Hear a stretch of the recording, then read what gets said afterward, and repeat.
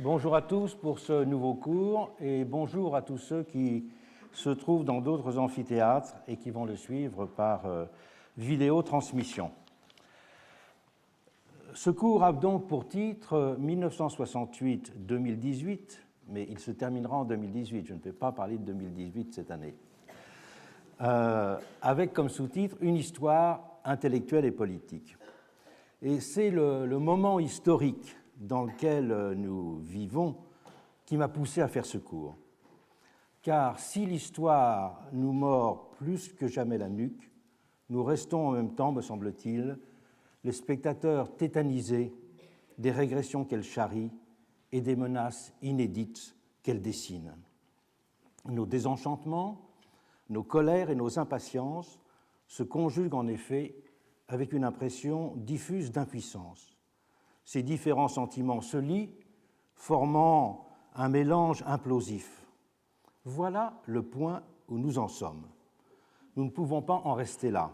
Il y a en effet urgence à ce que nous percevons comme une dislocation rampante des économies et des sociétés, depuis longtemps à l'œuvre, c'est en effet maintenant ajouter la perspective d'une dévitalisation galopante des démocraties, aux multiples manifestations, que le terme de populisme a, entre autres, entendu désigner.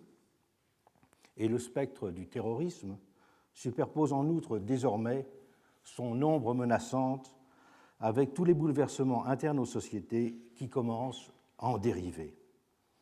Le terme de crise a longtemps été utilisé pour qualifier ce qui a été ressenti dès la fin des années 1970 comme une rupture avec des années postérieurement qualifiées de Trente Glorieuses. Mais ce mot en caoutchouc n'a guère aidé à comprendre la nature profonde du changement qui était à l'œuvre. Il n'a en effet cessé de recouvrir deux choses très différentes. La référence d'abord à ce qui commençait à être perçu de façon diffuse comme une bifurcation de l'histoire, d'une part, et, d'autre part, la dénomination de moments critiques parfaitement identifiables dans l'ordre monétaire ou bancaire en particulier. Crise du peso mexicain en 1994 ou crise des subprimes de 2008, par exemple. Si la seconde acception du terme subsiste du fait du caractère bien circonscrit des événements ou des situations auxquelles il est référé, il n'en a plus été de même pour qualifier ce qui a fini par devoir être appréhendé comme une mutation et pas simplement comme une interruption du cours existant des choses. Les dérives structurelles du monde ont du même coup été décrites avec un nouveau vocabulaire dans lequel ont dominé, par exemple, les références au néolibéralisme, à la mondialisation, aux méfaits de la technologie bruxelloise et plus récemment à un grand retournement conservateur. Mais ces termes sont restés trop massifs et trop flous pour saisir adéquatement la réalité et permettre en retour d'agir pour la modifier. Faute d'avoir du même coup l'intelligence de notre perplexité et de notre critique spontanée, nous restons enfermés dans un fatalisme morose et désabusé. L'impuissance peut certes résulter d'un renoncement ou d'une sourde fatigue, mais elle s'enracine au premier chef dans une difficulté à interpréter le monde et à donner sens à l'histoire. Si le pessimisme de l'analyse est permis, recommandé, peut-être même en tant que gage de lucidité, au moins faut-il être capable de l'organiser. Je reprends là la formule de Pierre Naville, qui, dans La Révolution et les intellectuels en 1928, disait déjà que la première fonction de l'intellectuel, c'est d'organiser le pessimisme. Mais d'accorder ce pessimisme à un optimisme de la volonté, selon une autre formule qui a guidé le rapport entre l'action et la réflexion de plusieurs générations. Faute de comprendre la nature précise du moment historique dans lequel nous sommes immergés, nous sommes ainsi livrés sans repère à ces mouvements erratiques. Le but de ce cours est d'apporter une contribution à l'inversion de cette tendance déprimante, en reprenant le chemin des enthousiasmes, des explorations des années 1968 à nos jours. Mais après l'avoir restitué dans une interprétation plus large du déploiement de la modernité et des figures de l'émancipation qui lui ont été associées. Car notre impuissance est bien aussi celle de notre incapacité à redéfinir les termes de cette émancipation dans le monde d'aujourd'hui. Incapacité dont l'effacement politique de la gauche peut être, par exemple, compris comme une des traductions les plus lisibles. Il faut donc paradoxalement commencer notre enquête par la fin, en proposant d'emblée de situer ces 50 dernières années dans une histoire longue de la modernité et de l'émancipation. L'histoire humaine de l'émancipation est longue. C'est d'abord celle des peuples qui se sont rebellés contre ceux qui les avaient asservis ou menacé leur espace vital. Et la Bible est le premier livre à avoir donné le récit exemplaire d'un tel combat, ayant acquis pour cela une portée universelle. L'idée de peuple libre est pour cette raison immémoriale. Elle se confond avec celle même de peuple comme figure d'une identité protectrice. C'est aussi celle des hommes qui ont voulu choisir et imposer leur destin propre et prendre le large. Là, c'est l'Odyssée qui a fait sentir de façon pionnière la force de cette capacité d'aventure singulière de l'être humain pour le réaliser. Mais dans ce cas, les voies de la religion, de la tradition ou de la contrainte sociale ont longtemps pesé pour borner cette aspiration. Et la situation faite aux femmes en ayant été l'exemple qui est maintenant le plus criant à nos yeux. S'il est inexact de considérer que c'est la modernité qui a inventé l'individu, de nombreux travaux portant sur l'Antiquité ou le Moyen-Âge l'attestent sous différents angles, la figure de ces derniers acquiert pourtant bien une centralité inédite avec l'entrée de ce que nous avons pris l'habitude d'appeler la modernité. Et ce sont les œuvres de Rousseau, de Locke ou de Kant qui résument commodément à nos yeux le sens et les conditions de cet avènement. Si Rousseau est d'abord pour nous l'auteur du contrat social, maintenant, c'est à la Nouvelle Héloïse, à Émile, puis aux Confessions qu'il devra son succès auprès de ses contemporains, en tant qu'anthropologue et psychologue. Il a fait dans ses livres de la quête de l'indépendance la clé du bonheur et de l'accomplissement de l'humanité de chacun. Et dans une des premières lettres que nous gardons de lui, envoyée à son père, il avait dit qu'il avait avant tout le souci de vivre sans le secours d'autrui. Peu de temps auparavant, Locke avait élaboré en philosophe politique, dans son deuxième traité du gouvernement civil de 1690, une théorie de l'homme libre comme, je le cite, individu propriétaire de lui-même. Individu ayant ainsi le moyen de vivre sa liberté, défini comme absence de sujétion, affranchissement de tout type de volonté extérieure. Théorie de l'autonomie qui était adossée chez lui à une vision politique annonciatrice de l'idéal démocratique. La liberté de l'homme en société, disait-il en effet, consiste à ne relever d'aucun autre pouvoir législatif que celui qui était établi dans la République d'un commun accord. En termes intellectuels et moraux, Kant, de son côté, on le sait, avait défini les Lumières comme la sortie de l'homme de l'état de minorité dans lequel il se maintient par sa propre faute. Cet état de minorité étant compris par Kant, je le cite, comme l'incapacité de se servir de son propre entendement sans être dirigé par un autre. Avec John Millard, les Lumières écossaises avaient, quant à elles, inscrit ce sacre de l'individu émancipé, indépendant, dans une philosophie progressiste, on dira bientôt Whig, de l'histoire. Dans son Origine de la distinction des rangs, Millard proposait ainsi d'interpréter tout le mouvement de la civilisation comme celui d'une marche inéluctable et désirable vers une autonomie croissante, tant des individus que de la société civile. L'indépendance, telle qu'elle était appréhendée dans ces différentes approches, ne définissait pas seulement une qualité intrinsèque des personnes, elle correspondait aussi à l'avènement d'un nouveau type de société.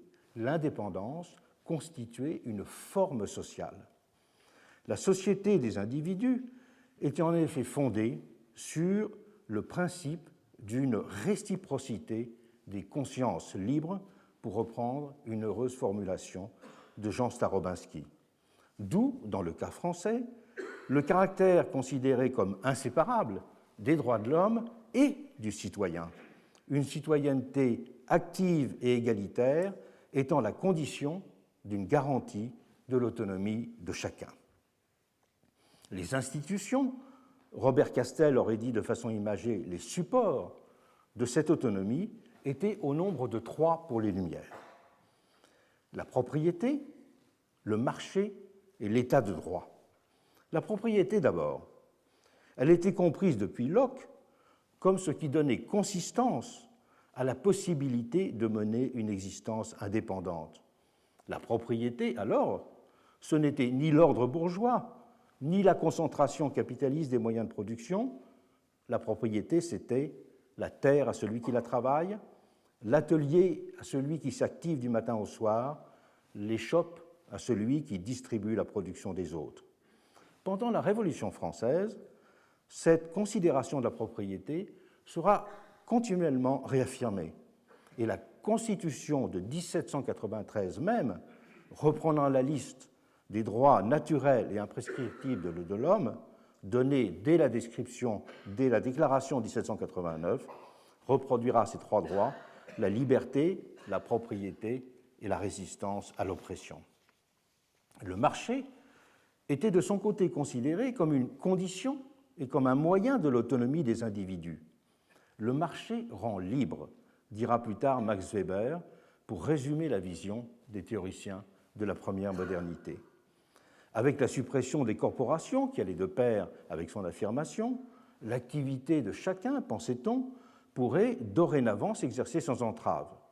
À l'inverse des formes d'organisation hiérarchiques et extérieures à l'activité des hommes, soutenait ainsi Adam Smith, le marché mettait en place un mode de régulation de l'activité économique qui n'avait pas besoin de recourir à des autorités instituées. Pour lui, le marché réalisait des ajustements automatiques, procédait à des transferts sans que la volonté humaine en général et celle d'un pouvoir administratif ou politique en particulier jouent aucun rôle. Pour les Lumières écossaises, le marché permettait ainsi de dédramatiser le face-à-face des individus, de dépassionner leurs relations, de mettre en place un mécanisme désamorçant la violence virtuelle des rapports de force. Le marché mettait en place le pouvoir d'une main invisible, neutre par nature puisque non personnalisée. Et toute l'histoire, la première histoire de l'émancipation, était celle de la recherche d'un pouvoir non personnalisé, que ce soit en politique ou que ce soit en économie. Le marché instaurait ainsi un mode de régulation sociale abstrait, des lois objectives, naturelles, réglaient avec lui les rapports entre les individus, sans qu'existe entre eux aucun rapport de subordination ou de commandement. L'idée de marché avait de la sorte pour Adam Smith une dimension indissociablement morale et sociale. Vision utopique de l'économie, nous sommes naturellement aujourd'hui amenés à formuler un tel diagnostic, tant la célébration des vertus d'un doux commerce et d'une bonne économie opposée aux vices d'une mauvaise politique nous semble naïve. Mais c'est oublier que les hommes et les femmes du XVIIIe siècle vivaient dans une société précapitaliste et qu'ils étaient soumis à des régimes despotiques. Le marché, pourrait-on dire, était encore pour eux une idée neuve, presque vierge de toute épreuve. Et c'est en ce sens que j'ai été amené à parler de capitalisme utopique. Aux côtés du marché, le règne de la loi instaurait pour les Lumières un autre type de pouvoir dépersonnalisé, garant de l'autonomie des individus. Ce règne révolutionnait l'action publique. Il en évacuait certes toute forme d'arbitraire, mais il conduisait plus radicalement à la désubjectiver, en mettant au poste de commandement un pouvoir de la règle, un pouvoir objectif, qui se substituait à l'ancienne volonté d'un maître. La loi pouvait pour cela commander sans opprimer dans sa triple caractéristique d'objectivité, d'impartialité et de désintéressement. Elle aussi rendait libre de cette façon. Elle était un maître d'un type nouveau, une puissance d'ordre qui obligeait les hommes sans les dominer. Elle contraignait sans les violenter ou sans les humilier ceux qui lui obéissaient. Tels étaient les fondements anthropologiques et conceptuels de la première modernité. Il dessinait ce qu'on pourrait rétrospectivement appeler un libéralisme optimiste. En témoigne de façon exemplaire une remarque de Lacanal, un des grands réformateurs de l'éducation pendant la Révolution française, soulignant dans un rapport resté célèbre que le développement de l'instruction aurait pour effet de détruire l'inégalité fâcheuse des Lumières, Lacanal avait lancé, pour compléter son appréciation, la liberté politique et la liberté illimitée de l'industrie et du commerce détruiront pareillement les inégalités monstrueuses des richesses. Cet optimisme se liait en outre à la perspective d'une disparition de la consommation somptuaire considérée comme un effet de la division du social constitutive de la domination du monde aristocratique. Et une grande partie de l'économie politique du XVIIIe siècle a été consacrée à cette réflexion sur la part du luxe dans l'économie et dans la fabrication des rapports sociaux. A ainsi ressurgi, avec la culture révolutionnaire, tout un ensemble d'idées politiques et morales sur les liens de l'ordre social à la richesse, qui ont été communes à l'ancien humanisme civique autant qu'au monde du jansénisme. La frugalité et la mesure étaient considérées dans ce cadre comme des valeurs essentielles pour que les individus arrivent à maîtriser leurs passions et pour que la société reste bien ordonnée. Depuis le XVIIe siècle, de nombreux écrivains réclamaient dans cet esprit la mise en œuvre de lois somptuaires, supposées limiter l'asservissement des hommes aux richesses en taxant fortement les produits de luxe. Cette réflexion sur les lois somptuaires n'était pas neuve à l'époque.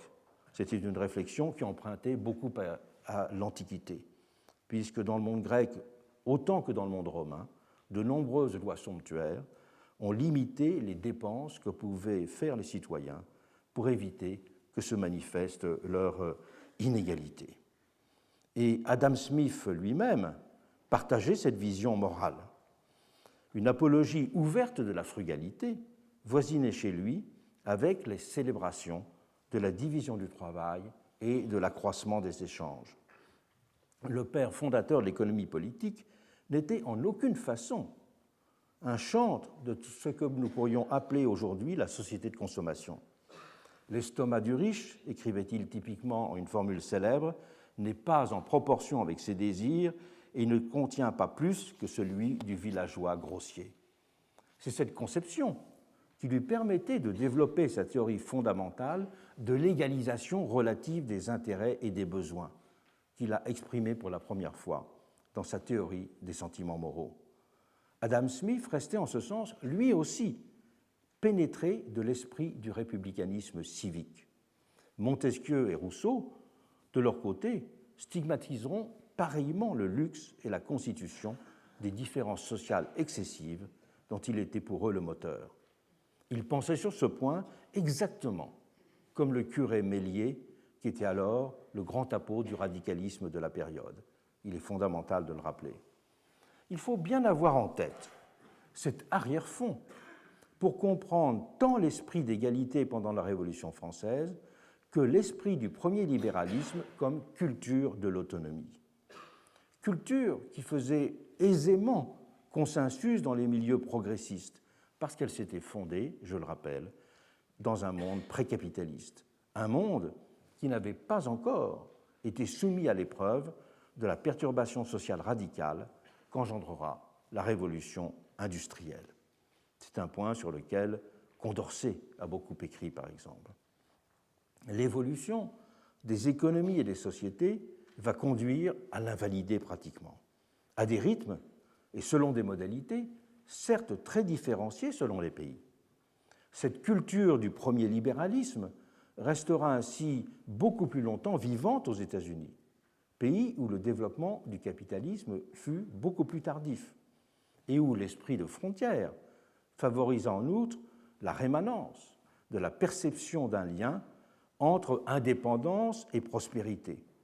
Un monde aussi où la salariarisation du monde du travail fut plus lente qu'ailleurs. Il ne faut pas oublier qu'au moment où les États-Unis mettent en place leur première constitution, en 1787, 95% des Américains sont des travailleurs indépendants. Quelles furent les conséquences de ce constat? Elles ont été de deux ordres opposés. Il y a d'abord eu l'adoption d'une vision minimale de l'égalité des droits et de l'égalité des chances, une justification des inégalités, soit comme étant d'ordre naturel, soit comme reflétant des différences estimées morales entre les individus. Ce sera un grand courant de pensée pratiquement dominant dans les pays européens au début du XIXe siècle. Face donc à des faits qui remettaient en cause les principes, les valeurs, les espérances de ce premier libéralisme, eh bien, on a répondu en disant que l'impératif d'autonomie devait dorénavant être compris de façon restrictive, que le peuple, de son côté, était assimilé à une humanité restée dans l'enfance. Et ces éléments, eh bien, ils constitueront ce qu'on pourrait appeler un libéralisme rétréci. Et ce libéralisme rétréci, il définira l'idéologie bourgeoise. L'idéologie bourgeoise justifiant l'état existant des choses en naturalisant, en quelque sorte, cet ordre donné. Naturaliser, c'est-à-dire en prétendant l'établir, en la soustrayant à son histoire. Une histoire qui était justement une histoire ouverte, une histoire problématique, une histoire qui interrogeait cette possibilité d'émancipation. Eh bien, ce libéralisme rétréci, lui, il cessera de considérer cette histoire comme dynamique. Il la figera dans un ordre jugé naturel, arrêté. Cela conduira du même coup à une appréhension négative du mot libéralisme, désormais souvent confisqué, en France tout particulièrement, par cette idéologie bourgeoise. Mais il y a eu parallèlement aussi la recherche de formes d'actualisation, d'adoption de correctifs ou de redéfinition des conditions de validité de ce libéralisme utopique. Les recherches pour essayer de revivifier ce libéralisme utopique se déploieront au XIXe siècle dans trois directions. Une première direction, c'est par le retour à l'optimisme du XVIIIe siècle avec la perspective d'une révolution des forces productives. Révolution qui permettrait de réduire le travail et donc d'accéder à une forme d'abondance conduisant presque automatiquement à l'émancipation du genre humain. Marx a été le philosophe de cette perspective. Alors que les Lumières écossaises, notamment, insistaient sur le rôle de la frugalité dans la société, Marx annonçait que c'est l'abondance qui allait produire ces effets positifs. Et que sa vision du communisme comme un état de société dans lequel chaque individu pourra devenir l'artiste de sa propre existence redonnera de cette façon consistance aux idéaux du libéralisme premier, mais lui redonnera consistance dans une société post-révolutionnaire qui aura libéré les forces productives et donc aboli l'ordre contingent des besoins. La deuxième voie qui a été empruntée pour essayer de restaurer le libéralisme optimiste, après cette philosophie révolutionnaire de l'histoire, cette philosophie du développement des forces productives qui avait été celle de Marx, sera celle d'une recherche plus limitée, celle d'une recherche pratique de formes d'organisation productive et de techniques économiques qui pourront redonner au projet d'autonomie des individus la possibilité de s'inscrire dans une économie de marché développée et dans une économie aussi techniquement plus développée. Cela a d'abord été la perspective de l'idée coopérative, dont on sait la place qu'elle a occupée au XIXe siècle dans le monde ouvrier, tout particulièrement en Angleterre et en France.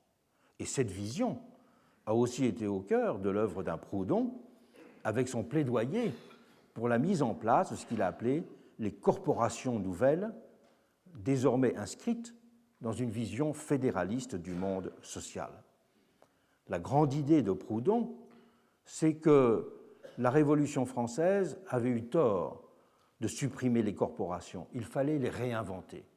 Et que la liberté et l'autonomie, disait-il, est toujours une façon nouvelle d'essayer de recombiner le vieux monde et un nouveau monde. Proudhon a également proposé de redonner sens à cette vision économique de l'autonomie avec le développement d'une technique novatrice du crédit. Et tous les écrits très nombreux qu'il a écrits à l'époque autour du projet de création d'une banque du peuple suggéraient en effet de façon originale pour l'époque de renverser les rapports entre le capital et le travail. Qu'est-ce que l'économie capitaliste, si ce n'est un système dans lequel c'est le capital qui achète le travail et qui achète la force de travail et donc asservit l'ouvrier de cette façon? La grande idée de Proudhon, c'est qu'il devrait être possible d'inverser les choses en permettant au travail d'acheter, ou plus exactement de louer, le capital à travers un système de crédit facilement accessible. Et on voit pendant cette période, dans les années 1840 notamment, tout un mouvement dans le milieu des artisans et des ouvriers parisiens pour demander l'accès au crédit. Il faut dire que c'est un moment où il n'existe pas encore véritablement de banque dans ce pays. Et l'idée de Proudhon, pour lui donner une illustration aujourd'hui, correspond à ce qu'on appellerait les formules de crédit-bail, c'est-à-dire une suppression en quelque sorte de la propriété. Une suppression de la propriété en faisant de la propriété un moyen locatif de production. C'est la raison pour laquelle Proudhon a été si populaire dans le milieu ouvrier français, car ses propositions, ses réflexions consonnaient directement avec les attentes de ceux qui pensaient possible de trouver un moyen de travail qui ne soit pas lié à une forme d'exploitation.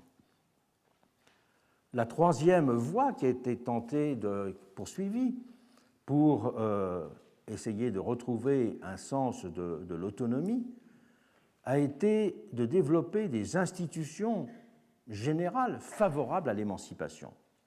Et c'est dans cette perspective qu'a été conçue la conquête du suffrage universel, telle qu'elle a été comprise dans les années 1840 en France et en Angleterre, en disant il y a eu au XVIIIe siècle 3 grandes institutions de l'émancipation, le marché, la loi, et puis aujourd'hui nous allons ajouter une 4e institution, le suffrage universel.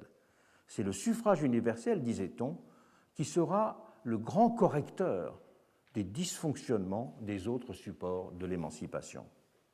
Et en Angleterre, on le sait, les chartistes avaient fait de l'extension du droit de vote le cœur de leur manifeste, adopté en 1838. La lutte pour les salaires, la question des conditions de travail, le rejet des working houses, tout ce qui constituait le malheur ouvrier était compris par les chartistes comme la conséquence nécessaire du suffrage censitaire. Si le riche est puissant, disaient les chartistes, c'est parce qu'il participe à la fabrication des lois, et c'est parce qu'il peut légiférer qu'il est riche.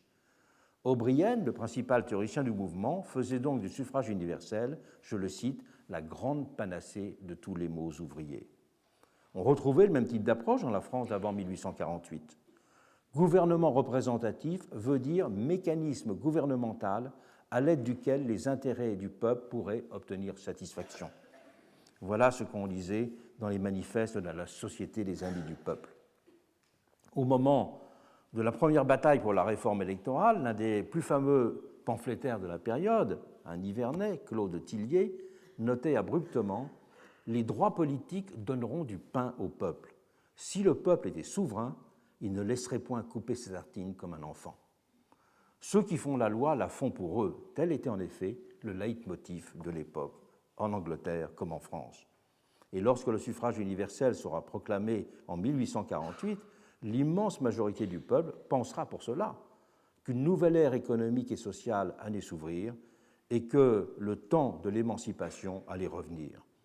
À dater de cette loi, il n'y a plus de prolétaires en France, ira dire dans ce sens Ledru-Rollin au moment où le gouvernement provisoire proclame le suffrage universel. Et la bonne représentation que garantirait le vote de tous était comprise comme devant conduire à la mise en œuvre d'une bonne politique profitant nécessairement au grand nombre et maintenant les conditions d'une autonomie heureuse de chacun, selon une formule qu'on a vu employer à l'époque. Les idéaux du XVIIIe siècle pourraient alors à nouveau devenir réalité de cette triple façon, pensait-on. Et parlant de l'Angleterre en 1850, Engels se dira la même chose.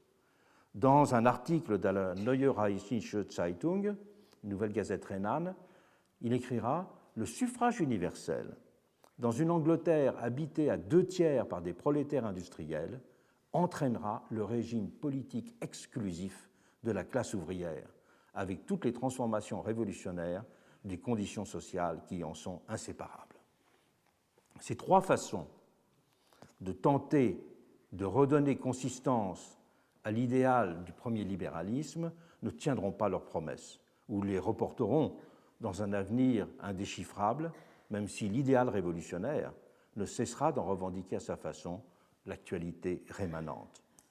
La déstabilisation des idéaux du XVIIIe siècle et des périodes révolutionnaires par le développement du capitalisme n'avait pourtant pas encore produit tous ces effets. Ces effets, au milieu du XIXe siècle, ils restaient limités. Le travail indépendant de l'artisan ou du paysan continuait à occuper une place centrale dans la vie économique. La production industrielle des petits ateliers restait importante et les manufactures, qui avaient inventé l'esclavage moderne, employaient essentiellement un grand nombre de femmes et d'enfants. C'est quelque chose qui durera longtemps. Si on prend un exemple dans la France de l'entre-deux-guerres, les 2/3 de la production agricole ne quittaient pas la ferme. C'est-à-dire que lorsque l'on parle du développement du capitalisme, il faut toujours avoir en tête ce genre de chiffres. Et c'est seulement dans la moitié du XIXe siècle que le capitalisme commencera à prendre son plein essor et que le progrès technique commencera à faire un nouveau bond en avant et que l'économie de marché s'étendra. Ces transformations produiront alors, à la fin du XIXe siècle, des effets d'autant plus sensibles que cette fin de siècle sera marquée par un fort mouvement d'internationalisation des économies, que ce soit en termes d'échange des marchandises, de circulation des capitaux ou de migration. C'est ce qu'on a appelé la première mondialisation. L'entrée dans cette nouvelle ère économique va entraîner une approche différente de l'idée d'émancipation. Et l'individu n'apparaîtra plus comme le sujet pertinent de cette émancipation.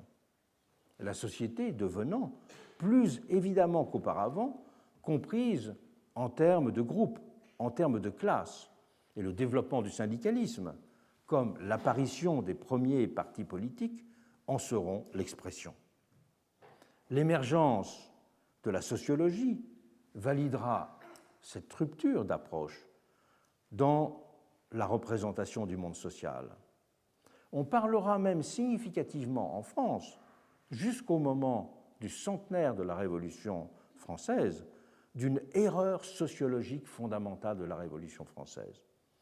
Erreur sociologique, disait-on, car la Révolution française s'est trompée en pensant que la société, la bonne société, la société qui allait émanciper les hommes, était une société d'individus libres et indépendants. La bonne société, la réalité, c'est que la société doit être pensée en termes de corps ou en termes d'organismes contractuels. Elle doit être pensée en termes de classe. L'homme seul n'existe pas, résumera Léon Bourgeois, l'auteur de Solidarité, l'ouvrage qui conduira une génération de républicains et de radicaux à refonder leur culture politique. Dans Liberalism, qui remplira une fonction équivalente outre-Manche, Hobhouse considérait pareillement que chaque individu, je le cite, était constitué par l'atmosphère sociale qui l'entourait. Et l'adoption conséquente d'une nouvelle philosophie de l'émancipation va se traduire par la formulation de tout un ensemble de projets réformateurs qui vont avoir pour but de limiter, de canaliser, de corriger et d'encadrer les effets destructeurs du nouveau capitalisme. Ce n'est plus l'individu autonome, mais la classe protégée qui deviendra la mesure et l'objet de l'émancipation. Et ces projets se développeront dans trois directions, bien connues, que je ne mentionne là que pour les remettre en mémoire. D'abord, l'engagement de politiques de réduction des inégalités grâce à la mise en place d'une taxation progressive des revenus. Ensuite, la limitation du poids des aléas de l'existence sur les conditions matérielles de vie, aléas qui ont pour nom accident du travail, maladie, chômage, retraite, par des mécanismes d'assurance sociale, de situations qui deviendront appréhendées non plus comme des particularités, des accidents, mais comme des risques objectifs. Et s'il s'agit de risques objectifs, ils sont calculables et donc ils peuvent être assurés. Et en troisième lieu, tout simplement, la régulation de la condition salariée. Régulation de la condition salariée qui devient un nouvel objectif, alors que le précédent objectif de l'émancipation avait été son abolition. Je rappelle, et je le redirai plus loin dans le cours, que pendant très longtemps, le premier article des statuts de la CGT disait que le but de l'organisation était l'abolition du salariat. Et que ce thème de l'abolition du salariat restait fondamental, en tout cas dans la représentation avant la guerre de 14. Mais dès ce moment-là, la salariarisation de la société avait commencé à se développer, surtout en Grande-Bretagne, en Allemagne et en France. Et donc, la régulation de la condition salariée apparaissait aussi importante que l'organisation du travail autonome et indépendant.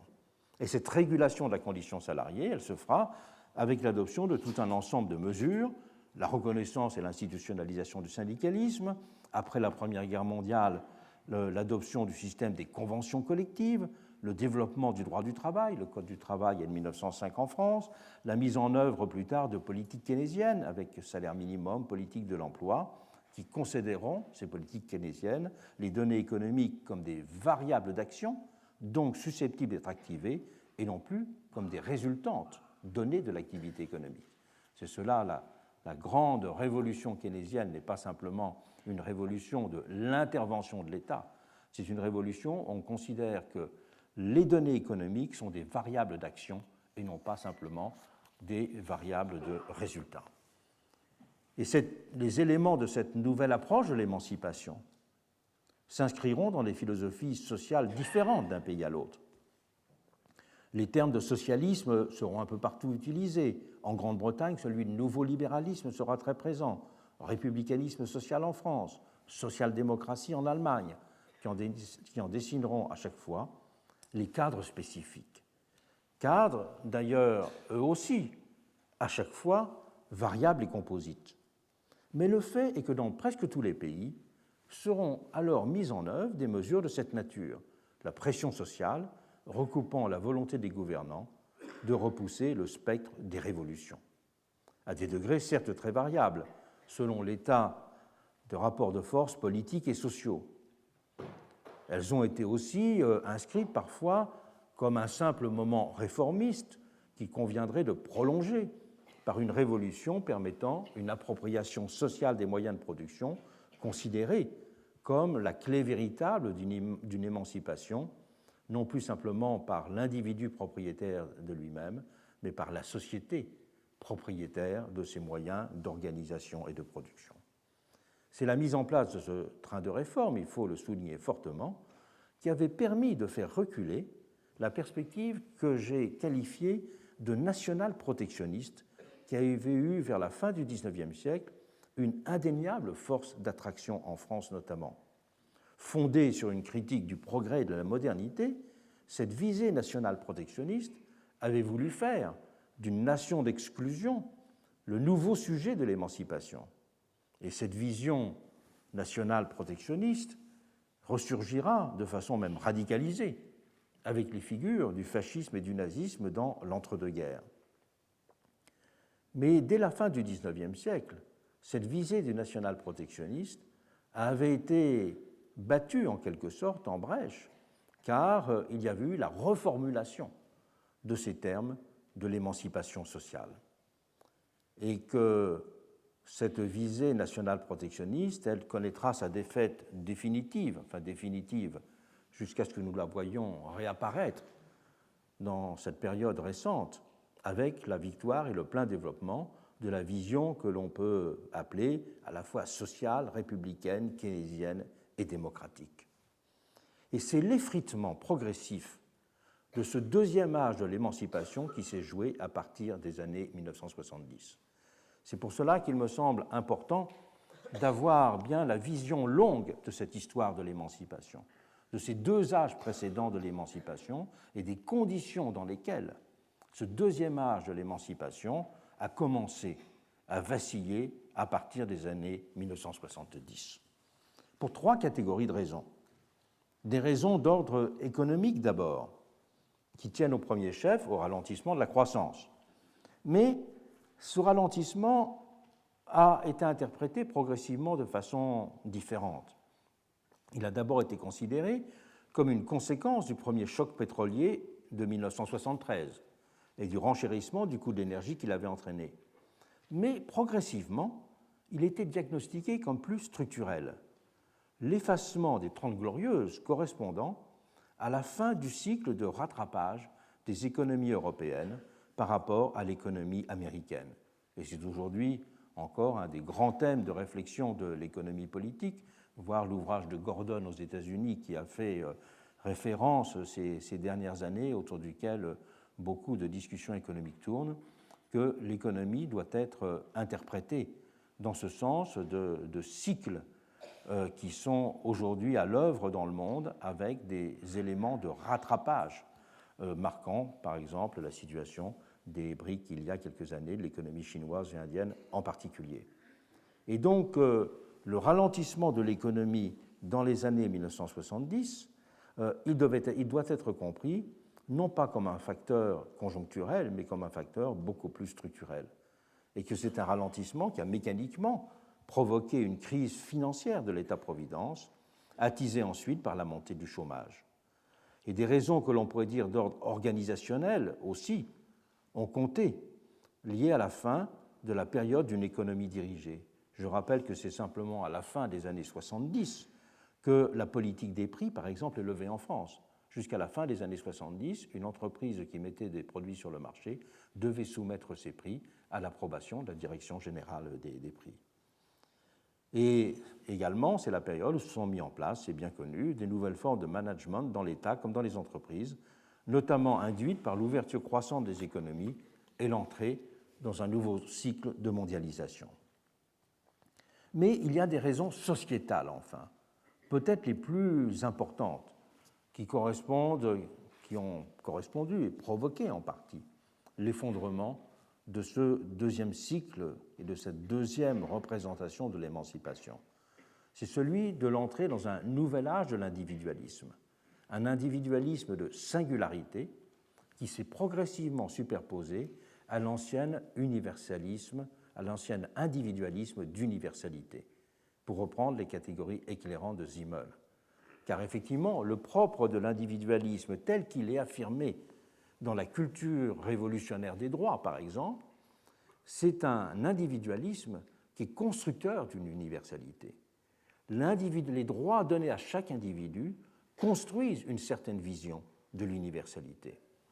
Et donc, c'est un individualisme qui non seulement n'est pas destructeur de la société, mais c'est un individualisme constructeur d'un monde commun. Les droits ne sont pas simplement des qualités qui sont données aux individus, les droits correspondent à la mise en œuvre d'une forme sociale. Et donc l'individualisme d'universalité est une forme sociale.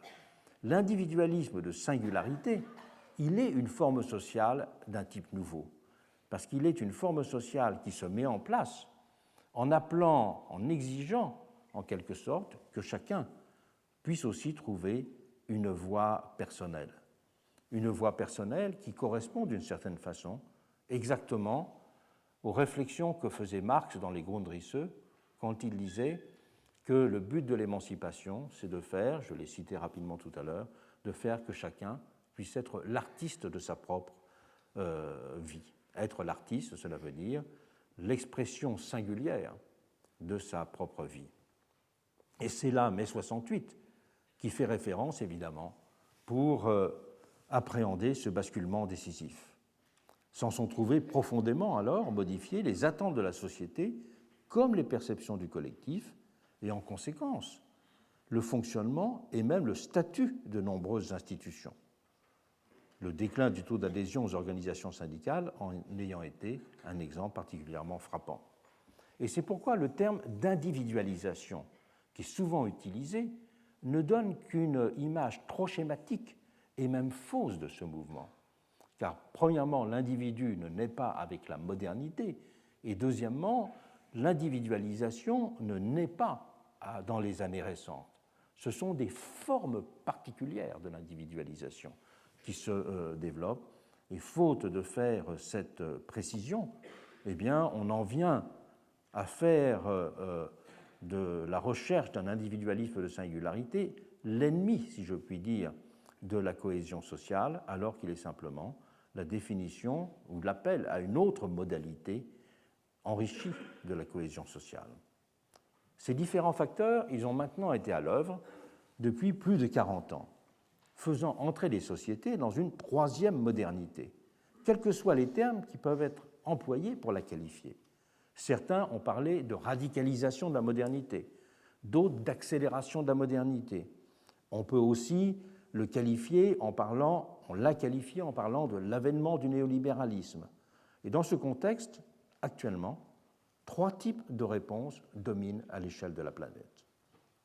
Premièrement, le retour au libéralisme utopique de la première modernité, dans ses différentes dimensions, articulé cette fois avec une vision optimiste de l'économie monde.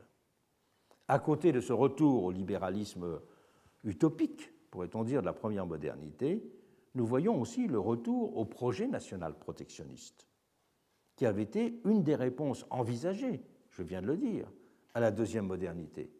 Et il fait aujourd'hui souvent cause commune avec les visions qualifiées, pour faire très vite, je ne rentre pas dans ce détail maintenant, qualifiées de populistes du renouveau démocratique. Troisième type de réponse, c'est la tentative de défendre et éventuellement de reconstruire les institutions qui avaient donné consistance à la deuxième philosophie de l'émancipation, telles qu'elles avaient commencé à être formulées à la fin du XIXe siècle, puis enrichies jusqu'aux années 70. Institutions d'ailleurs souvent rétrospectivement parées de toutes les vertus, alors qu'elles avaient été souvent vivement attaquées et critiquées des années 50 à ensuite.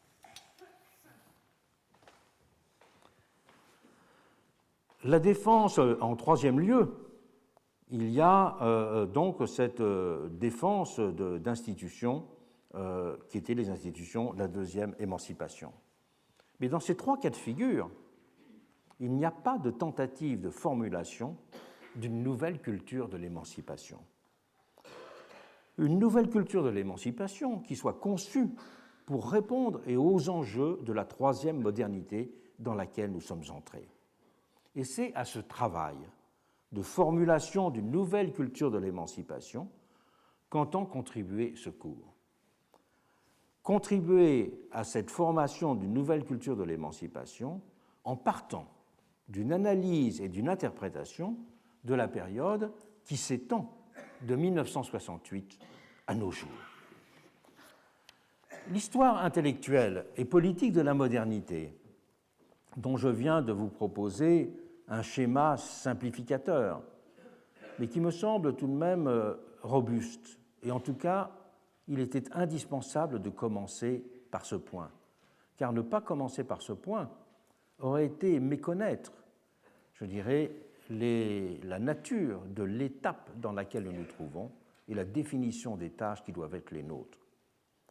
Et je me suis efforcé, cette mise en place d'un schéma d'interprétation des différentes étapes de la modernité, de l'esquisser dans des termes qui permettent de le mettre à l'épreuve, tant en ce qui concerne les catégories qui ont été employées pour le structurer, que les moments de basculement ou les périodes de gestation qui ont été distinguées pour en rythmer le déploiement. La discussion et la critique peuvent donc être tout à fait ouvertes sur ce point. Mais donner cette profondeur de champ à notre situation présente modifie en tout cas la perspective. Cela permet de mieux dessiner les tâches à accomplir, autant que d'identifier des confusions ou des régressions menaçantes. Se trouve justifiée de cette façon l'idée selon laquelle l'histoire doit être comprise comme le laboratoire actif de notre présent. C'est la conception qui m'a toujours guidé dans le choix du sujet de mes livres et dans la façon de les écrire. Et c'est une chose que j'ai explicitée dans la leçon inaugurale en ces murs du collège. Considérant que l'attention aux problèmes contemporains les plus brûlants et les plus pressants ne saurait se dissocier d'une méticuleuse reconstitution de leur genèse. Dans cette approche même subsiste cependant une question qui ne cesse aujourd'hui de me tarauder. Pourquoi est-ce seulement en ce XXIe siècle déjà bien entamé que cette problématique de l'avènement d'un troisième âge de l'émancipation paraît s'imposer et dicter les tâches à accomplir? Si c'est en 1968, 68 étant pris comme une date symbolique, j'y reviendrai tout à l'heure, qui a été donné le signal d'un changement d'époque, pourquoi a-t-il fallu attendre 50 ans, ou pratiquement 50 ans, pour que le basculement alors amorcé puisse être interprété dans toute son ampleur et avec toutes ses conséquences, dans des sens d'ailleurs radicalement différents, puisque ce sont justement au fond des choses, les interprétations de mai par exemple, j'y reviendrai longuement, qui commandent aujourd'hui en France les approches conflictuelles du présent. Ce sont les questions auxquelles il me semble décisif de répondre. Ces questions, elles sont au premier chef celles de ma génération, car je ne pense pas qu'on puisse avoir eu 20 ans en 68 sans se sentir comptable, c'est-à-dire en partie responsable de cet inaccomplissement. Inaccomplissement qui a pour moi, en référence à mon histoire propre, un nom, ce qu'il faut bien appeler, à mon histoire et à mes idéaux, un nom, ce qu'il faut bien appeler l'échec historique de la deuxième gauche. Échec qui n'a cessé de m'obséder. Le temps n'est pas encore venu d'une histoire qui pourrait proposer une lecture indiscutable et apaisée de ce demi-siècle pour répondre à ces questions. Mais j'ai pensé que retracer un itinéraire singulier apporterait une contribution utile à cette entreprise et que cela relevait même d'une forme minimale d'honnêteté intellectuelle et de morale politique. Car il n'y a rien de plus insupportable que les comportements qui se contentent de passer par pertes et profits leurs errements ou leurs abandons en les renvoyant à ce qui n'aurait été que de l'ordre d'une illusion passagère dont il n'y aurait en fin de compte rien à dire positivement. Ce retour sur mon cheminement, mes expériences et mon travail, en même temps aussi une autre fonction à mes yeux, celle de chercher à donner sens au sentiment diffus qui n'a cessé de m'habiter d'écrire des livres qui venaient trop tardivement. 40 ans après avoir publié L'âge de l'autogestion en 1976 et Pour une nouvelle culture politique en 1977, s'impose en effet maintenant à moi avec une force d'évidence que la vingtaine des volumes que j'ai publiés ensuite n'ont été que les documents préparatoires aux ouvrages sur la théorie de la démocratie ou la théorie de la justice qu'il aurait été souhaitable de publier immédiatement à leur suite pour répondre aux urgences de l'époque et qu'en fait je ne publierai que très prochainement. Pourquoi donc ces 40 ans de retard? C'est modestement une histoire intellectuelle et politique particulière qui va tenter de répondre à ces questions. Une histoire des années 1968-2018 que je vais retracer en suivant un itinéraire. Et c'est pour cela que je fais mien la formule qui est employée par Richard Hogarth dans son ouvrage très connu 33 Newport Street, dans lequel il écrit « Je m'efforce dans mon livre de partir d'une histoire personnelle et d'en tirer une signification qui dépasse le niveau de l'individu. » Il parlait aussi de façon savoureuse d'un travail d'orpailleur en terre de mémoire. Mais je n'en resterai pas à ce travail d'orpailleur en terre de mémoire.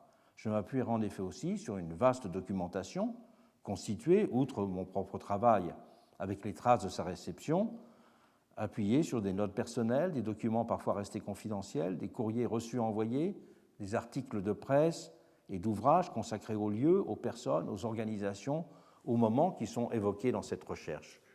Le but étant de rester au plus près des explorations qui ont été entreprises, comme des tâtonnements, des ruptures, des enthousiasmes, des découragements ou des lassitudes qui ont marqué mon travail et mes engagements, pour restaurer aussi la façon dont les choses ont été immédiatement et sensiblement vécues, mais en même temps, en ne superposant en permanence les appréciations rétrospectives que cela suggère.